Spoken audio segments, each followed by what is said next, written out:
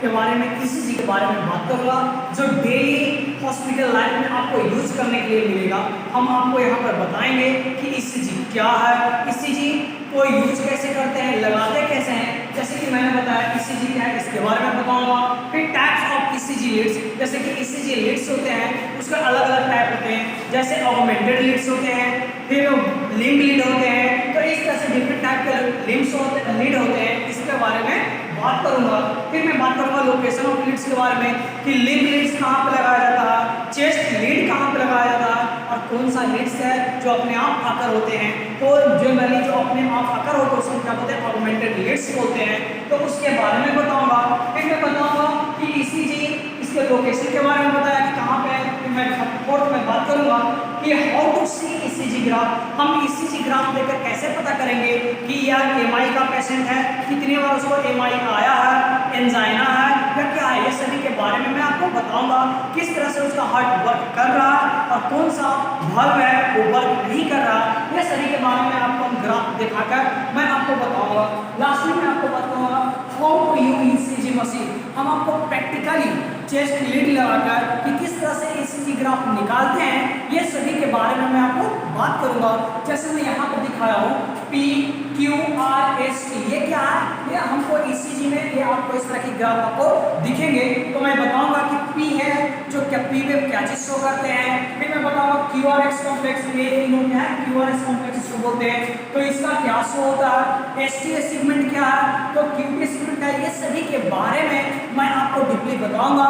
तो फ्रेंड्स अगर आप हमारे चैनल पर न्यू हैं तो प्लीज हमारे चैनल को सब्सक्राइब करें और इसे ज़्यादा से ज़्यादा शेयर करें और बेल आइकन को दबाएं ताकि आपको जो प्रैक्टिकल वीडियो है वो आपके पास पहुंच सके। तो सबसे पहले आपको मैं बता देता हूं कि जो ईसीजी का खोज किसने किए थे, ईसीजी का खोज किए थे विलियम इथोपेन, इनके द्वारा खोज किया गया था।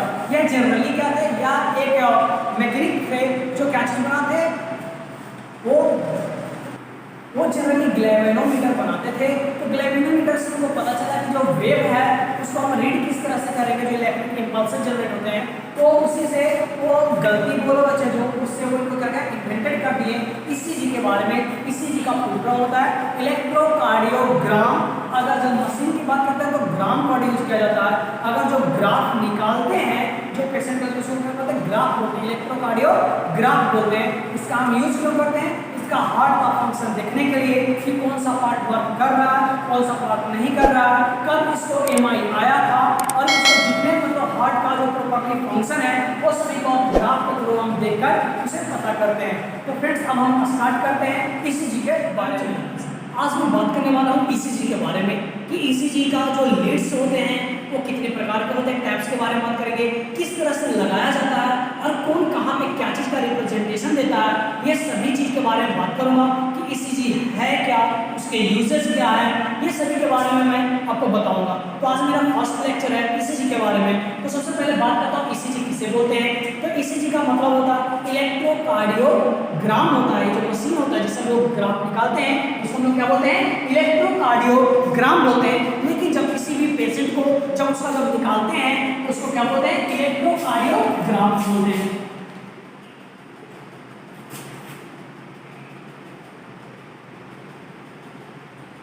तो जो रिप्रेजेंटेशन निकलता है उसको क्या बोलते हैं, ग्राफ बोलते हैं। तो सबसे पहले बात करते हैं कि ईसीजी है क्या। तो जब हमारे हार्ट जो फंक्शन करता है तो उसमें जो इंपल्स जनरेट होते हैं उसी का क्या होता है, जो ग्राफिक्स है उसी का बनता है, उसी से हमें पता चलते हैं कि एमआई से कितने बार आया, हार्ट प्रॉपर्ली तरीके से वर्क कर रहा है कि नहीं, कौन सा लोब है, जो हम जानते हैं कि हार्ट का क्या है 4 चैम्बर्स होते हैं, तो कौन सा चैम्बर सही से वर्क कर रहे हैं, कौन सा नहीं कर रहे हैं, कौन सा वाल्व वर्क कर रहा है या नहीं कर रहा है, ये सभी के बारे में जितने भी हार्ट डिजीज है वो सभी के साइन एंड सिम्टम्स आपको इस ग्राफ के थ्रू पता चलते हैं। तो सबसे पहले बात करते हैं कि है क्या, तो it is a process represent electrical activity of the heart of the graphical paper. कोई भी जैसे कि रिप्रेजेंटेशन होता है किसका, इलेक्ट्रिकल, जो पंप कर रहा है, पंप करते टाइम में जो इलेक्ट्रिकल जनरेट हो रहा था उसी को क्या कहता है, रिप्रेजेंट करता है, उसी से पता चलता है कि हमारा हार्ट है वो कैसे वर्क करता है, ये सभी चीज के बारे में बताता है। तो सबसे पहले बात करते हैं ईसीजी के बहुत सारे अलग अलग होते हैं, जैसे ईएमजी इसको बोलते हैं इलेक्ट्रोमायोग्राफ, जैसे कि आपका मसल्स किस तरह से वर्क कर रहे हैं उसके इसके फंक्शन के बारे में जो रिप्रेजेंटेशन होता है उसको हम लोग कैसे यूज करते हैं, ईएमजी यूज करते हैं। बात करते हैं ईईजी के बारे में कि जब किसी को क्या होता है, जो ब्रेन का जो किसी को जैसे मेंटल पेशेंट वगैरह होता है तो उसको ब्रेन को चेक किया जाए, जो ब्रेन का जो सेल्स होते हैं उसको क्या है किस तरह से वर्क करता है, उसको अंदर में जो इलेक्ट्रिकल इंपल्स जनरेट होते हैं न्यूरॉन्स का, उसका बारे में देखते हैं, उसके ग्राफ के थ्रू देखते हैं कि कौन सा जो नर्व्स है वो डैमेज है, कौन सा कैसा वर्क कर रहा है, तो हम लोग ईईजी करते हैं। उसका मतलब क्या होता है, इलेक्ट्रोइंसेफेलोग्राफी। तो ये इसका ये हुआ। फिर बात करते हैं ईएनजी के बारे में, जैसे कि कोई क्या होता है कि अनकॉन्शियस पेशेंट आता है, जिसका क्या होता है वो अनकॉन्शियस पेशेंट है, वो कुछ बोल भी नहीं सकता, उसका कोई बॉडी का मूवमेंट नहीं हो सकता, जैसे कि कोमा का जो पेशेंट होता है, जो कोमे में पेशेंट रहते हैं, तो ऐसे उसका क्या किया जाता है, ईएनजी किया जाता है। मतलब उसका जो आंख का जो पिपल्स है वो किस तरह से वर्क कर रहे हैं, इनवॉलेंटरी जो उसका जो मूवमेंट होता है आई का, उसको देखकर पता किया जाता है कि हाँ जो एबनॉर्मल जो पेशेंट थे कोमे का वो इतना रिकवरी में धीरे धीरे आ रहे हैं। तो किसके द्वारा देखते हैं, आई का जो वर्किंग है, मूवमेंट है, उसके थ्रू वो देख के पता करते हैं। तो फ्रेंड्स इस तरह से डिफरेंट है, इस चीज के बारे में बात करता हूँ। फिर मैं बात करने वाला हूँ जो सबसे पहले ईसीजी का जो डिस्कवरी कौन किया था, तो ईसीजी का डिस्कवरी कौन किए थे, विलियम इथोवेन। कैसे बोले, विलियम इथोवेन। सबसे अच्छा याद करने का ट्रिक है, वेन मिस क्या होता है, गाड़ी, इथो इधर का, वेन सबसे अच्छा याद करना, इथोवेन। कौन, विलियम इथोवेन है, जो डिस्कवर किया था किसका, ईसीजी का। ये क्या कर रहे थे, ये गैल्वेनोमीटर बना रहे थे, तो उस टाइम में गलती से बोलो या फिर बाई लकली बोलो तो जनरेट हो गया। फिर वो क्या कहे, एक तरह से जैसे आप कोई नया चीज के बारे में जब डिस्कवर करते हैं, वो चाहे गलती से हो चाहे उसके बारे में लगातार आप प्रैक्टिस करते रहे हो, तो अगर आप जनरेट कर देते हैं तो आप क्या बन जाते हैं, आप उस दिल से आपको साइंटिस्ट का नाम दिया जाता है। तो इस तरह से विलियम इथोवेन था, ये पहले एक गैल्वेनोमीटर एक मैकेनिकल की तरह वर्क करते थे, लेकिन ये किसका खोज कर दिए, ये ईसीजी का खोज किए थे। तो सबसे पहले फ्रेंड्स आपको मैं बताने वाला हूँ ईसीजी को जानने से पहले कि हार्ट का जो फंक्शन है, ये सब चीज के बारे में। तो अगर आप न्यू हैं, अगर इस लेक्चर को ज़्यादा समझना चाहते हैं तो हमारे नीचे के जो डिस्क्रिप्शन है उसमें जाए और हार्ट का जो लेक्चर है उसे आप देखें ताकि उसे अच्छे से समझ में आए। अब मैं यहाँ पर बताने वाला हूँ कि कौन सा वेव जो ईसीजी का होता है, कौन सा कहाँ से रिप्रेजेंट होते हैं, इस सभी चीज के बारे में बात करता हूँ। तो मैंने सबसे पहले बात किया हार्ट का कितने चैम्बर होते हैं, 4 चैम्बर होते हैं।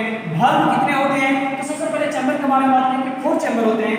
इसको राइट एट्रियम, इसको लेफ्ट एट्रियम, इसको क्या बोलते हैं, राइट वेंट्रिकल, इसको क्या बोलते हैं, लेफ्ट वेंट्रिकल। सबसे पहले क्या होता है, जो सुपीरियर वेना कैवा और इंफीरियर वेना कैवा के द्वारा ब्लड क्या होता है, कहाँ इन करते हैं, राइट एट्रियम में इन करता है। राइट एट्रियम में इन करने के बाद क्या होता है, जब ये कॉन्स्ट्रिक्ट करता है, जब ये कॉन्स्ट्रिक्ट करेगा, जैसे कि मान लो ये है, अब यहाँ पे हम कोई सामान रख रहे हैं तो क्या होगा, इसमें रखा पड़ेगा, जब तक हम इसको इस तरह से नहीं मोड़ेंगे तब तो ना, जब यहाँ पे प्रेशर देंगे तो हाथ का कोई भी चीज रहेगा वो बाहर की ओर आउट निकलेगा।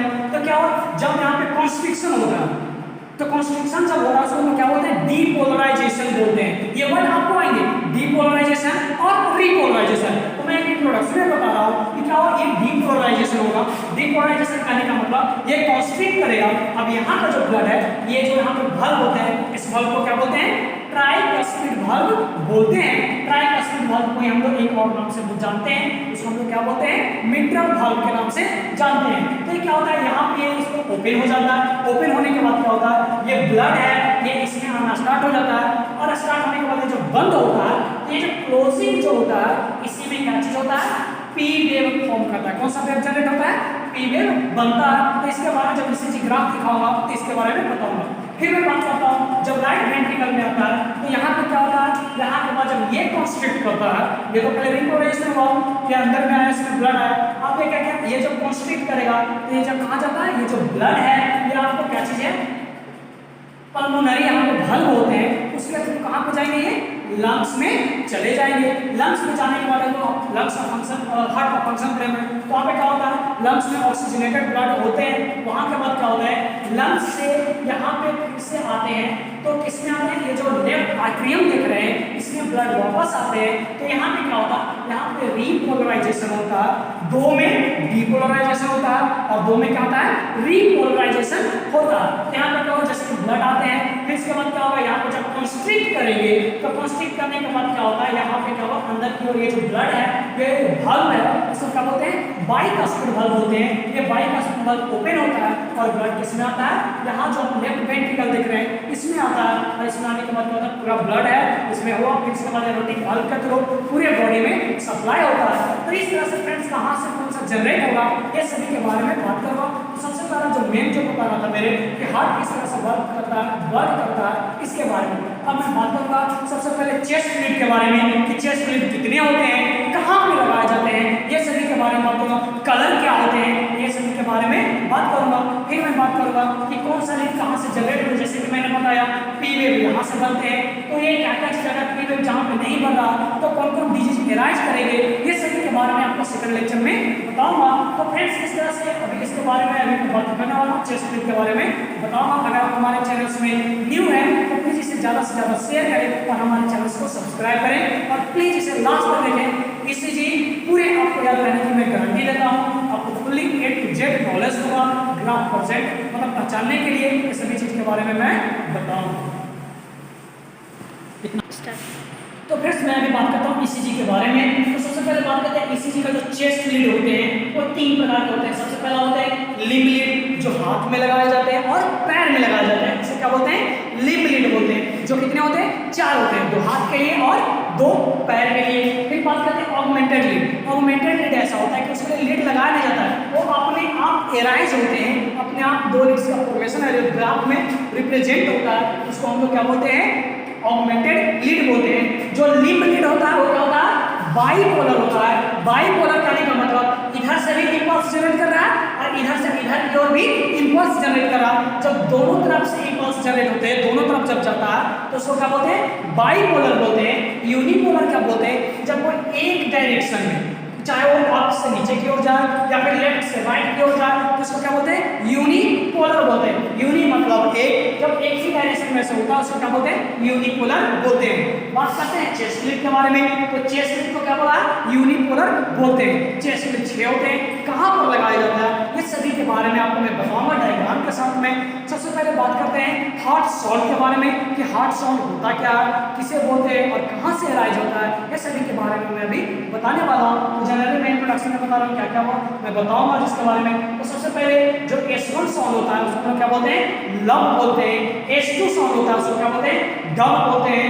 S3 साउंड को क्या बोलते हैं, वेंट्रिकुलर गैलोप बोलते हैं। मतलब ये क्या है, ये दोनों क्या है, एक साउंड है जो क्या है, नॉर्मल जो साउंड होता है हार्ट का, ये जो लब और डब ये नॉर्मल एक हार्ट का साउंड है जो आपको हेल्दी पर्सन में दिखेगा।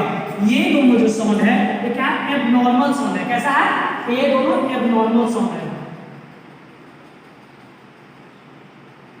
ये दोनों क्या है, एबनॉर्मल साउंड है। मतलब इससे पता चलता है कि आपको हार्ट में क्या है, मतलब कोई भी डिजीज है उसके बारे में ये बताता है। तो प्रॉपर्ली तरीके से हार्ट काम नहीं कर रहा है, इस चीज को ये रिप्रेजेंट करता है। तो फ्रेंड्स मैं सेकंड लेक्चर ये इंट्रोडक्शन था। अब सेकंड लेक्चर में चेस्ट लीड कितने प्रकार के, कहाँ पे उसका कलर क्या है, ये सभी के बारे में बताऊंगा। फिर ये कहाँ से साउंड कौन कौन भाग के पास से जनरेट होते हैं, ये कहाँ से जनरेट होता है, ये सभी के बारे में मैं बताऊंगा। तो फ्रेंड्स आप सेकंड लेक्चर को जरूर देखें, आप नोटिफिकेशन अपना ऑन कर लें ताकि जो मेरा सेकंड लेक्चर आए वो आपके पास जल्द ही पहुंचे। तो इस तरह से फ्रेंड्स आपको बहुत बहुत धन्यवाद। हमारे वीडियो देख रहे हैं, आप इसे ज़्यादा से ज़्यादा शेयर करें और हमारे चैनल को सब्सक्राइब करें। तो कुछ इंपॉर्टेंट टर्म है जो ईसीजी में, जैसे कि आपको हमेशा मिलेगा depolarization, repolarization, tachycardia, bradycardia, tachypnoea, bradypnoea, stroke volume क्या होता है एंड होल्टर मॉनिटरिंग क्या होता है और कार्डियक वॉल्यूम क्या होता है, ये सब चीज़ के बारे में आपको नॉर्मल से टर्म है जो आपको ईसीजी में मिलेंगे जब हम ईसीजी के डिजीज बताएंगे या फिर जब ग्राफ आपको बताएंगे उस चीज़ में आपको देखने को मिलेगा। तो सबसे पहले बात करते हैं डिपोलराइजेशन के। जहाँ भी कोई भी जैसे कि फालतू चैम्बर है, अगर मानो यहाँ पे क्या है, राइट एट्रियम है, अगर यहाँ से ब्लड नीचे की तरफ जब आएगा यहाँ पे कंस्ट्रिक्शन होगा, जब ब्लड का कंस्ट्रिक्ट होकर बाहर जब निकलेगा तो उस कंडीशन को क्या बोलते हैं, डिपोलराइजेशन बोलते हैं।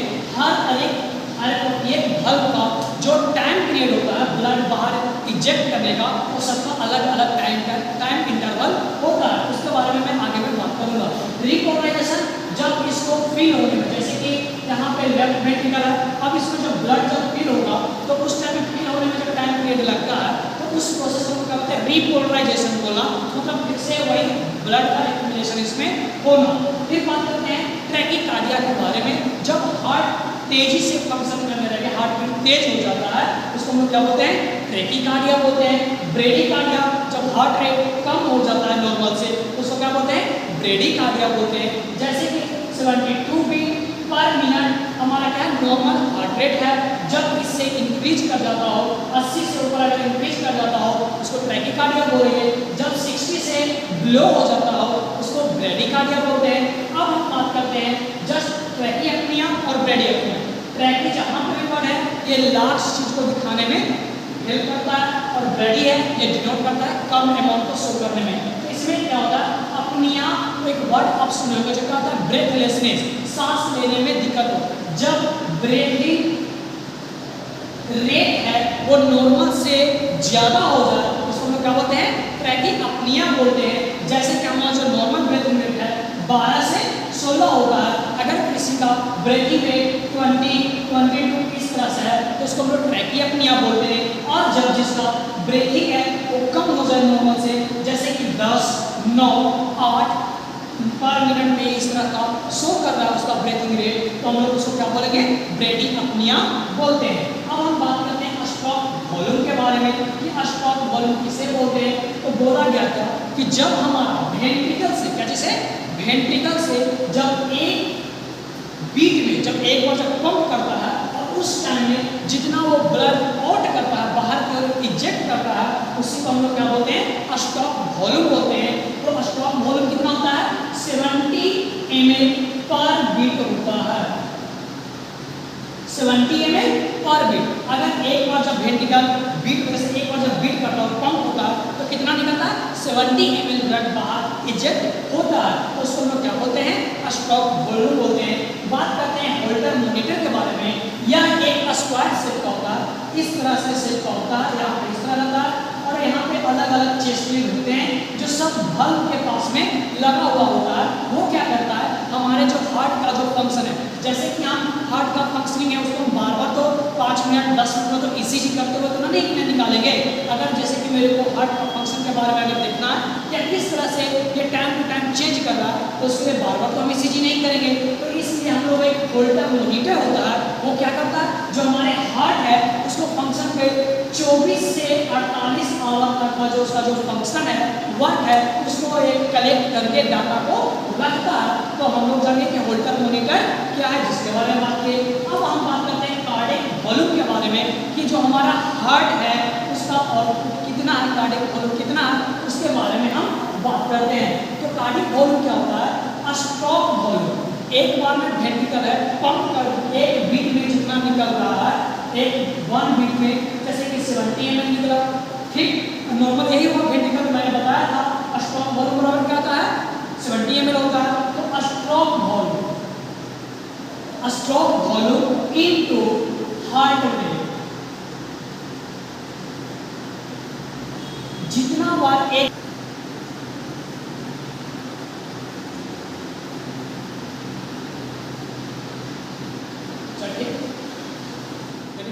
इसी में 3 प्रकार का लिड्स होते हैं। एक को बोलते हैं चेस्ट लिड, दूसरा एगोमेंटेड लिड एंड तीसरा है लिप लिड। तो जो एगोमेंटेड लिड होता है वो उसमें कोई लिड लगाया नहीं जाता है, बल्कि वो ग्राफिकली रिप्रेजेंट होता है, ग्राफिकली बनकर 2 लिड्स को वो एक्स्ट्रा दिखाते हैं, उसको हम क्या बोलते हैं? एगोमेंटेड लिड होते हैं। तो ये चेस्ट लिड कितने होते हैं? 6 होते हैं। ये क्या होता है? यूनिपोलर होता है। ये क्या होता है? यूनिपोलर होते हैं। यूनिपोलर कहने का मतलब वो बस एक ही प्लेस है, जिस प्लेस में लगा हुआ है बस वो अपना ही जो इलेक्ट्रिक इंपल्स है उसको यह शो करेगा, उसको ही ग्राफ को दिखाएगा, उसको क्या बोलते हैं? यूनिपोलर होते हैं। बाइपोलर जैसे कि दोनों तरफ का ये ग्राफ क्या हो रहा है? इधर भी डायरेक्शन होते जा रहा है और इधर भी जा रहा है, लेकिन यूनिपोलर में था कोई एक ही डायरेक्शन में जा रहा है, उसको क्या बोलते हैं? यूनिपोलर बोलते हैं। और बाइपोलर में दोनों तरफ से। जैसे कि बात करते हैं ऑगमेंटेड लिड्स के बारे में, तो ऑगमेंटेड लिड्स क्या है? यह क्या होता है? यह होता है बाइपोलर। ये कैसा होता है? यह बाइपोलर शो करता है। और लिप लिड, जो लिप लिड होता है ये कैसा होता है? बाइपोलर होता है। अब बात करते हैं लिप लिड के बारे में कि जब लिप लिड जब लगाते हैं तो कितने लगा रहे हैं? 4 लगा रहे हैं, 2 हाथ में और 2 पैर में। तो ये जो आप देख सकते